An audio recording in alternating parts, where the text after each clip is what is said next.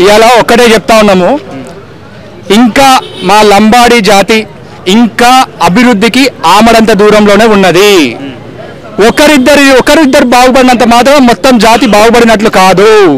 ఒక్కసారి మా తండాలకు రావాలనేసి నేను కోరుతా ఉన్నాను. రేవంత్ రెడ్డి గారికి నేను ఒక్కటే విజ్ఞప్తి చేస్తా ఉన్నాను. మా లంబాడిల జోలికి మీ ఎమ్మెల్యేలు వస్తున్నారు, మీ ప్రజాప్రతినిధులు వస్తున్నారు.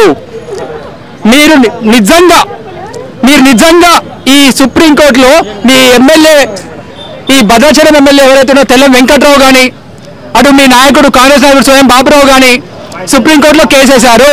దీనికి మీ పార్టీకి సంబంధం లేదని మీరు అంటున్నారు కొంతమంది. మరి సంబంధం లేనప్పుడు ఇంకా వాళ్ళని పార్టీలో ఎందుకు ఇస్తున్నారు? మేము 60 లక్షల మంది బంజారాలం తెలంగాణలో. మేము అడవిని నమ్మి బతికేటోళ్ళం. ఏజెన్సీలో ఎన్నో ఇప్పటికీ మేము ఎన్నో తరాలు తెలిసే కానీ మాకు ఈ రిజర్వేషన్ రాలేదు. నెహ్రూ నుండి మేము రిజర్వేషన్ని నెహ్రూ కాలం నుండి మోసపోయినాం. ఆ టైంలో ఆయన లంబాడీలను ఎస్టీ జాబితాలో పెట్టకుండా ఆయన మోసం చేసిండు. తర్వాత 70 మా జాతి బిడ్డల పోరాట ఫలితం మమ్మల్ని ఎస్టీ జాబితాలో చేర్చి మాకు న్యాయం చేసే ప్రయత్నం చేశారు. నేను ఒక్కటే కోరుతా ఉన్నాను, లంబాడీలతో పెట్టుకుంటే మాత్రం రాజకీయంగా అడ్రస్ లేకుండా పోతారు. ఇవాళ పార్టీలకు అతీతంగా మేము వచ్చినాం ఇక్కడికి. ఇవాళ ఎక్కడెక్కడికో 100 కిలోమీటర్ దూరం నుండి ప్రతి లంబాడ బిడ్డ పార్టీలకు అతీతంగా వచ్చి వాళ్ళ గొంతును వినిపించుకొని పోయారు. నేనేమంటున్నా, అమాయక ఆదివాసీ సోదరులు కానీ మేము కానీ అందరం కూడా అన్నతమ్ముల లెక్కనే ఉన్నాం. ఈ ముఖ్యంగా ఎవరు చేస్తూ ఉన్నారు అని అంటే, ఈ కాంగ్రెస్ నాయకుడు తెల్లం వెంకట్రావు కానీ, ఇటేమో ఈ స్వయం బాబురావు కానీ, మళ్ళీ వీళ్ళకి కొంతమంది బీజేపీ నాయకులు కూడా వంతపడుతూ ఉన్నారు. దయచేసి నేను ఇప్పుడే చెప్తా ఉన్నాను, నీకు తెల్లం వెంకట్రావును ఈ స్వయం బాబురావు కేసుతో సంబంధం లేదు, నీకు లంబాడీలతోటి ఇట్లాంటి ఇబ్బంది లేదు అని అంటే మాత్రం వాళ్ళని తక్షణమే మీ కాంగ్రెస్ పార్టీని సస్పెండ్ చేయాలి. లేకపోతే మాత్రం ఈ రాబో స్థానిక సంస్థల ఎలక్షన్స్ లో మాత్రం మీ కాంగ్రెస్ పార్టీకి తగిన బుద్ధి చెప్పి తీరుతాము. తగిన రకంగా మీ కాంగ్రెస్ పార్టీని అడ్రస్ లేకుండా చేస్తాము. ఇవాళ ఎవరు ఓట్ల వల్ల గెలిచిరండి మీరు? అమాయక లంబాడీలను రెచ్చగొట్టి 6 గ్యారెంటీలు అని చెప్పి అమాయక లంబాడీలను రెచ్చగొట్టి ఓట్లను చేసి ఇవాళ మీరు అధికారంలో రావడం నిజం కదా? రేవంత్ రెడ్డిని దొంగ రాజకీయాలు మా లంబాడీలతోటి కాదు. ఇవాళ 60 లక్షల పైసలు ఉన్నాం తెలంగాణ రాష్ట్రంలో. మాతోడు మీరు పెట్టుకోవద్దు, ముందే చెప్తా ఉన్నాం. దీనికి తగిన రీతిలో తప్పకుండా బుద్ధి చెప్పి తీరుతాం. జై బంజారా, జై బంజారా. బంజారాలను ఎస్టీ జాబితాల నుంచి తీసేయాలని చెప్పేసి ఏదైతే ఆదివాసుల వెనకాల కొంతమంది వాళ్ళ స్వార్థ రాజకీయాల కోసం ఈ అంశం మీద ఒక 10 సంవత్సరాల నుంచి ఒక కుట్ర అనేది స్టార్ట్ అయింది. ఆ కుట్రలో భాగంగానే ఈరోజు బంజారాలను అసలు ఎస్టీ జాబితా నుంచి తీసేయాలని చెప్పేసి వాళ్ళు ఒక ఉద్యమాన్ని అనేది నిర్మితం చేసి సుప్రీంకోర్టు వరకు కూడా పోయినారు. ఈ నేపథ్యంలో నేనేమంటున్నా అంటే, నీకు ఏదైనా హక్కులు కావాలంటే దాని గురించి అడిగి సాధించుకునే రైట్ నీకున్నది. కానీ ఒకరు తినే అన్నాన్ని నువ్వు తినకుండా చేస్తానంటే అది నడవదు. ఒకటి, ఎస్టీలు అనేటోళ్ళు ఒక ట్రైబ్గా గుర్తింపబడాలంటే దానికి కొన్ని టర్మ్స్ అండ్ కండిషన్స్ ఉంటాయి. భాష మీద కావచ్చు, కల్చర్ మీద కావచ్చు, ప్రాంతం మీద కావచ్చు, నీ బాడీ లాంగ్వేజ్ మీద కావచ్చు, చాలా ఫ్యాక్టర్స్ మీద పార్లమెంట్ కానీ లేదంటే రాష్ట్రంలో ఉన్నటువంటి మాకు ఒక అసెంబ్లీ కానీ కొన్ని ఫ్యాక్టర్స్ మీద, కొన్ని టర్మ్స్ అండ్ కండిషన్స్ మీద ఈ దేశంలో ఆల్మోస్ట్ 700 పైచులకు ట్రైబ్స్ ఉన్నారు. అందరూ ఒకటే భాష మాట్లాడరు, అందరూ ఒకటే ప్రాంతాల్లో ఉండరు. మరి అలా అనుకున్నప్పుడు 7 రాష్ట్రాలు ఉంటాం మనం, ఏది 7 సిస్టర్స్ అంటాం. మణిపూర్ కానీ ఆ యొక్క నార్త్ ఈస్టర్న్ కంట్రీస్ స్టేట్స్, మరి వాళ్ళందరూ ఎస్టీలే. మరి వాళ్ళకు ఎప్పుడు చూసినా ఇన్ఫిల్ట్రేషన్ అనేది జరుగుతూ ఉంటుంది, ఒక రాష్ట్రం నుంచి ఇంకొకటికి, ఇంకో రాష్ట్రం నుంచి ఇంకొకరికి. ఇక వాళ్ళందరూ ఎస్టీ నుంచి తీసేయాలంటే ఎక్కడ పోవాలి? అసలు ఈ దేశంలో, అసలు ఈ భారతదేశం అనేది, దీంట్లో ఇరానియన్స్ ఉన్నారు, ఆఫ్ఘనిస్తాన్ వాళ్ళు ఉన్నారు, సెంట్రల్ ఏషియన్స్ ఉన్నారు, నీకు రోమ్ నుంచి వచ్చిన వాళ్ళు ఉన్నారు. ఇన్ని ఇన్ఫ్లుయెంట్రేషన్స్, ఇంత ఇంటర్మిక్స్ అయినటువంటి ఈ యొక్క కల్చర్లో ఎవరికి లేనటువంటి ఐడెంటిటీ అనేది ఒక గోండులకో, కోయలకో, లంబాడి వాళ్ళకో సపరేట్ భాష అనేది ఇప్పటికి కూడా బతికి ఉండదంటే అది ఉంది కాబట్టే మనకు ఆ యొక్క ఐడెంటిటీ అనేది ఇస్తారు. ఇప్పుడు నీకు తెలుగు అంటాం, తెలుగు అన్నప్పుడు నువ్వు హిందూ అంటాం. కానీ నువ్వు ఇప్పుడు బీసీ అయినా ఎస్సీ అయినా వీళ్ళందరూ కూడా ఎవరు కూడా ఒక భాష అనేది తెలుగు భాష అంటారు. కానీ బంజారాలకు అట్లా కాదు. లేదంటే గోండులకు అట్లా కాదు, కోయలకు అట్లా కాదు. ఒకవేళ ఈ సిచ్యువేషన్స్ కనుక కంటిన్యూ అవుతాయి, గుర్తుపెట్టుకోరి. ఇప్పుడు బిర్సా ముండా అనేటోళ్ళు వాళ్ళు ఒక అతిపెద్ద ఒక ఆదివాసులు. ఇది మన యొక్క చోటా నాగ్పూర్ ప్లాట్యూలో, అంటే ఇప్పుడు ఉన్నటువంటి ఒరిస్సా కావచ్చు, ఇప్పుడు ఉన్నటువంటి బెంగాల్ కావచ్చు, ఈ ప్లాట్యూలో ఉన్నటువంటి వాళ్ళందరూ కూడా బిర్సా ముండా అనేటోళ్ళు అతిపెద్ద ఆదివాసి. మరి అలాంటి ఆదివాసి ఈరోజు అస్సాం రాష్ట్రంలో ఏం వాళ్ళ స్టేటస్ ఏంది? OBC category. మరి ఆ లెక్కన ఒకవేళ మీరు అట్లే కానీ కంటిన్యూ చేస్తే ఈ తెలంగాణలో ఈ ఎవరైతే ఉద్యమం లేపినారో ఆ యొక్క జాతులను ఎస్టీ జాబితా నుంచి తీసేయాలని చెప్పేసి నేనే ఒక ఉద్యమాన్ని మొదలు పెడతా. ఎస్టీ జాబితా నుంచి గోండులను కోయలను తీసేయాలని మేము ఉద్యమం మొదలు పెడితే మరి నువ్వు ఏడుంటావో ఎక్కడ పడుకుంటావో నువ్వు ఆలోచించుకో. నువ్వు తిను, నీకు ఇంకా సరిపోకపోతే ఇంకేమైనా కావాలంటే అడుగు.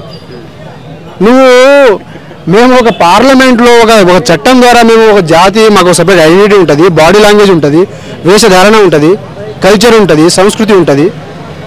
నువ్వు వచ్చి మమ్మల్ని తీసేస్తా అంటే నువ్వు ఎవడిపోయి నీ అమ్మ రొమ్ము పాలు తాగి నువ్వు పుట్టి పెరిగిన మొగోడే అయితే సోయం బాపురావు కానీ తెల్ల వెంకటరావు కానీ గుర్తుపెట్టుకో. నా గురించి మీకు ఇంకా తెలియదేమో. మొండు పట్టి పెట్టినామంటే మళ్ళీ నీకు అడ్రస్ లేకుండా పోతావు నువ్వు. ఎస్, ఒక రాష్ట్రాన్ని సాధించుకున్నాం. ఈ రాష్ట్ర సాధనలో అసలు ఇప్పటికైనా ఒక బంజారా హిల్స్ అంటారు. ఈరోజు తిరుపతిలో మా యొక్క మఠం ఉంటుంది, హతిరామ్ మఠం ఉంటుంది. ఈ తెలంగాణ సాధించడంలో ఇదే సంపత్ నాయక్, ఇదే కళ్యాణ్ నాయక్, ఇదే రాజు నాయక్, ఇదే కరాటే రాజు నాయక్, ఇలా కొన్ని ఠాను నాయక్, కొన్ని వేల మంది వీళ్ళ యొక్క సాక్రిఫైస్ మీరు ఆడపడుకున్నారు. మీ జాతి ఆడపడుకున్నది. ఇవన్నీ మాట్లాడాలంటే మీరు ఆడపడుకున్నారు, ఎక్కడున్నారు మీరు? మీ ఐడెంటిటీ ఏంది? మీ కంట్రిబ్యూషన్ ఏంది? తెలంగాణ సాధనలో అప్పుడు ఎక్కడ పోయినారు మీరు? బిఫోర్ 47 ట్రైబ్స్గా ఉన్నాం. అరే వాళ్ళు విడదీయడం కోసం 100 పేర్లు చెప్తుండొచ్చు అబ్బా. ఆఫ్టర్ 47 కొంత మమ్మల్ని తీసేయడం జరిగింది.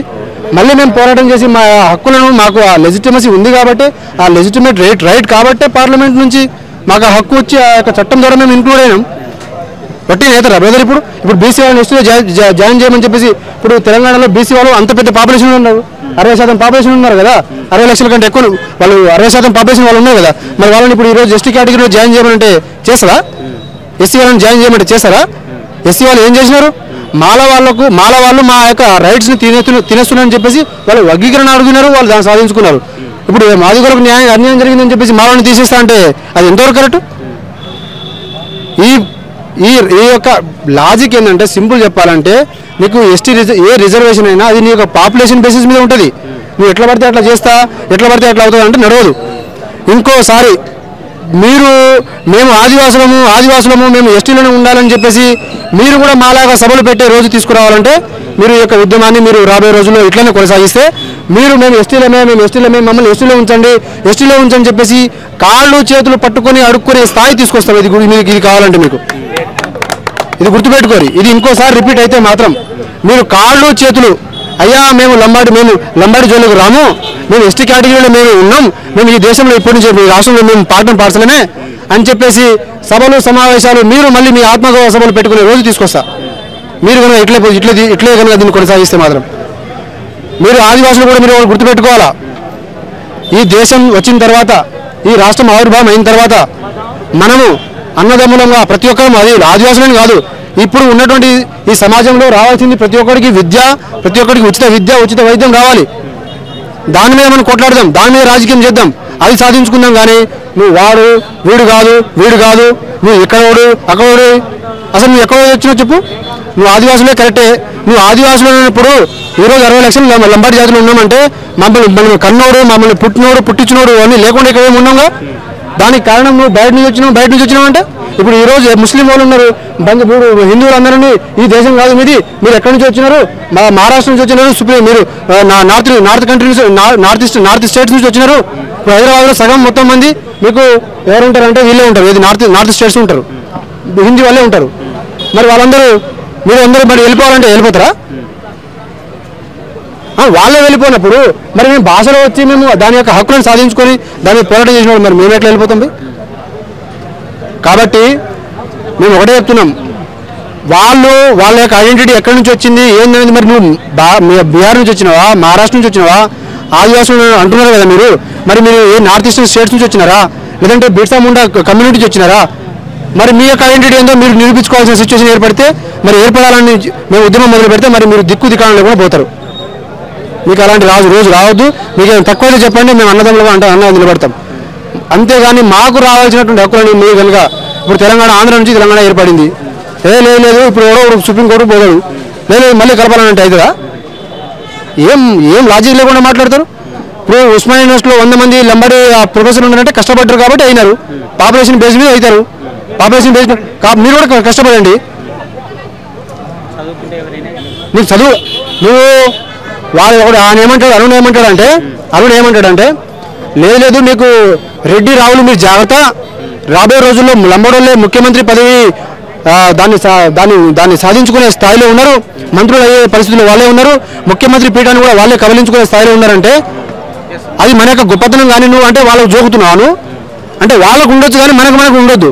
ఇదేనా నీ లాజిక్? నువ్వు చదువుకున్నాడుగా తుడుం దెబ్బ అరుణ్ అనేటోడు ఏం మాట్లాడుతున్నాడు అంటే ఇట్లే మాట్లాడుతున్నాడు.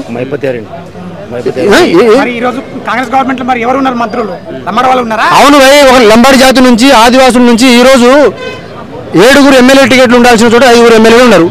మరి లంబాడి హక్కులను ఆదివాసులు తింటున్నారా, లేదంటే వాళ్ళ హక్కులను మనం తిన్నామా? మరి ఈరోజు గిరిజన శాఖకి గిరిజన బంజారాలో ఉండాలా 7% పాపులేషన్ ఉన్నవాళ్ళు. మరి వీళ్ళు ఉండాలన్నా లేదంటే నువ్వు ఉండాలన్నా?